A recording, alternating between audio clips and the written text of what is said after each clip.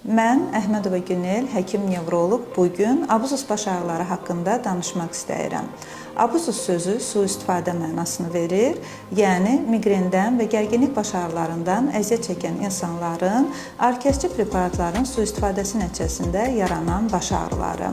Orkestri dərmanların sui-istifadəsi dedikdə, adi analgetiklərin həftədə 3 həbdən artıq, triptan tipli preparatların isə həftədə 2 həbdən artıq istifadəsi nəzərdə tutulur. Orkestri dərmanları çox istifadə etdikdə orqanizm ona öyrəşir və getdikcə artan tələbat yaranır. Beləliklə də dərman asılılığı formalaşır. Abuzus baş ağrılarının əlamətlərinə aiddir.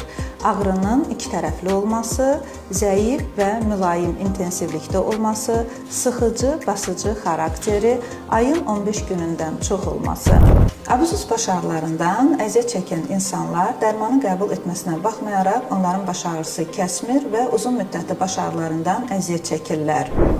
Abuzus baş ağrılarından əziyyət çəkən insanlar dərman istifadə eləsə belə baş ağrıları keçmir və bu ağrılar insanın həyat keyfiyyətini, həyat aktivliyini kəskin şəkildə aşağı salır.